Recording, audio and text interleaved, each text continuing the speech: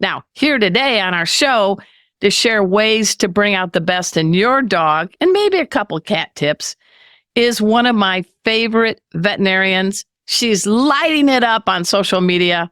Please welcome back to our show, the very possum, Dr. Lindsay Butzer. Welcome to the show, Dr. Lindsay.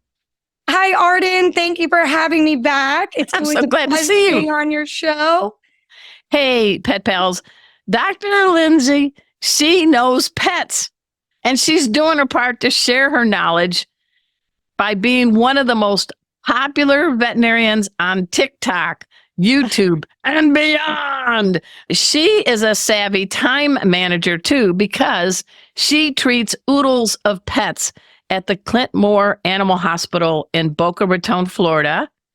And she finds time to partner up with a great group, Pet Meds, right, Dr. Lindsay?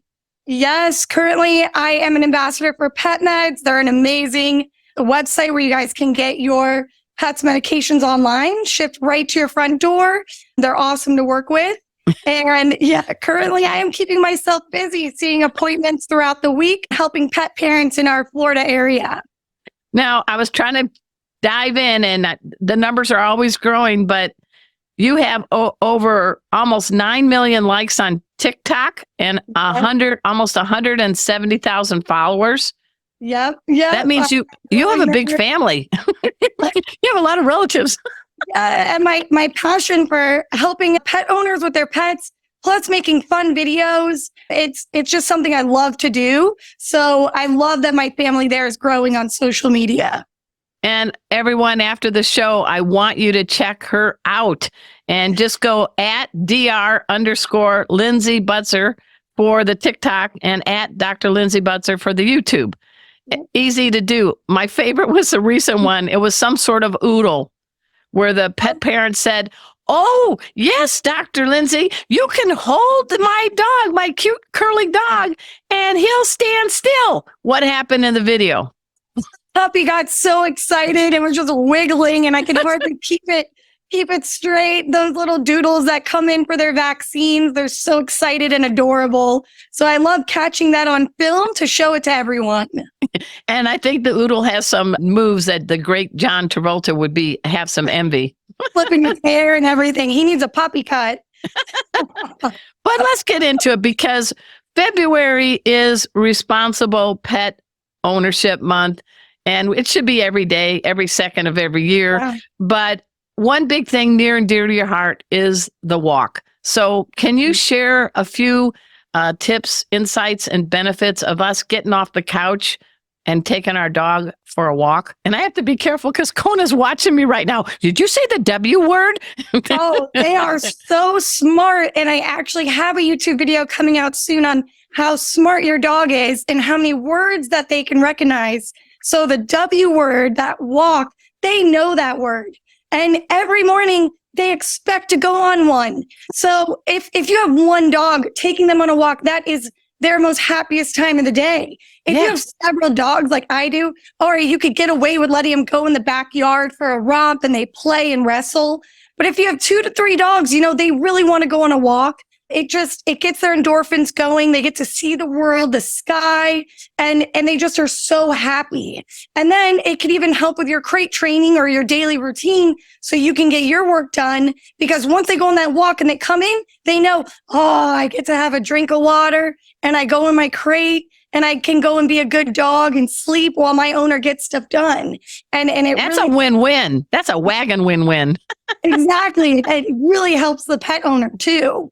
And then it helps them get in shape, right? It helps us. We get our miles in. So, we live in all parts of the country. You're in sunny Boca Raton. I'm jealous right now where the weather is, because in Texas here, we're going to get our freeze on pretty soon. Oh, but yeah. I know there's certain times you can't walk every day. But why is it something good to do year round, weather-wise, So, it gets your dog acclimated to what's going on outside. Even in the winter, when the sun goes down earlier and we have shorter days, it's good for them to get out so they don't go stir crazy in the house. They need vitamin D. Yeah, they need their vitamin D for growing, their immune system, just like we do. And one thing I heard you as a partner with Pet Meds, you were saying that dog walking could prolong your dog's life. What do you mean by that? Oh, I 100% agree with this. So my personal dogs have lived a long time. One of my dogs lived to 19 years old, and she was a mutt, a lab mix. Yeah. And we lived on a little farm, and she would run every day, and I would take her on walks as a kid. And just that bonding time. Plus, it's good for their organs. It's good for exercising, flushing out their system, gets them up and moving just like us, our older people with arthritis. It's good to get all that synovial fluid moving in their joints, and it makes them feel better. And I think when they feel better, they live longer. Oh, so, a 19-year-old lab tribute. Yes. What was your dog's name? Her name was Lady. Lady to the sky. Yes. You won the puppy lottery getting Dr. Lindsay as your pet person. Yeah, I got her a long time ago. Now, there's another question people may not realize. How can walking your dog build their confidence? So when you go on a walk with them, they feel the world around them. They hear the wind, they hear the bushes, they're looking around. It definitely makes them feel happy. That's their element. They're a dog. We have to remember that. They're a canine species. So in the wild, the wolves are in the woods and everything like that. They run with a pack. So for us, taking them on walks and everything, it makes them feel good. It makes them feel happy. And I love dogs. I have 2, and we have 4 cats. So for you kitties out there, the good doctor also has maybe some good tips during pet ownership responsible month. It's a hard thing. There's so many different names for so many different holidays. But for the indoor cat, how do you keep them from going stir crazy? Oh, so your indoor cat that lives in the apartment, let's say in New York, and you're coming in and out, and they're wondering, oh, where are you going? Yeah. and they have to just stay there, drink from their fish bowl or whatever they're doing. I think playing with them, giving them stimulation, safely opening a window, letting them look outside, making sure they have a view. They love to look outside. I think that's one way. I think they're the nosiest of neighbors, don't you think? They probably are. They sit and pace on the window. Do you see what that person was doing? They didn't bring their garbage can all the way in off the street. I saw them. That's what my cats are saying.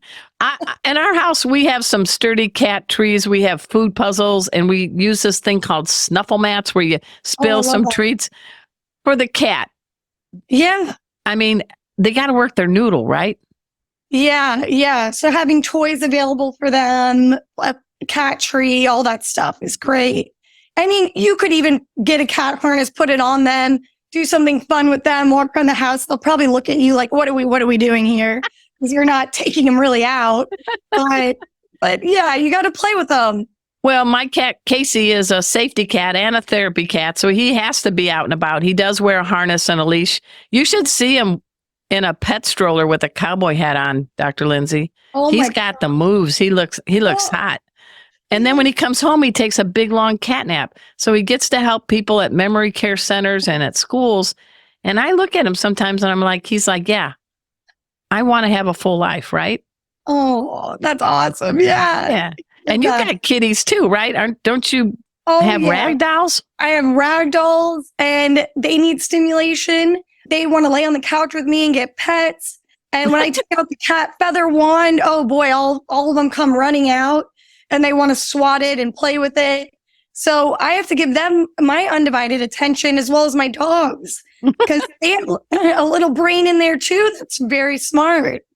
Well, I appreciate that. Hey, everyone, we're speaking with one of my favorite veterinarians on the planet. It is Dr. Lindsay Butzer. She is in Boca Raton, Florida, but she's on the internet. Check her out on YouTube, on Instagram, on TikTok.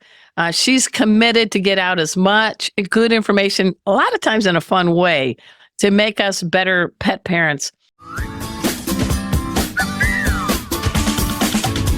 Thanks so much for making our tails wag by watching this guest interview from Arden Moore's Four-Legged Life. Four-Legged Life. Make sure to subscribe so you're up to date with all of our Four-Legged Life content.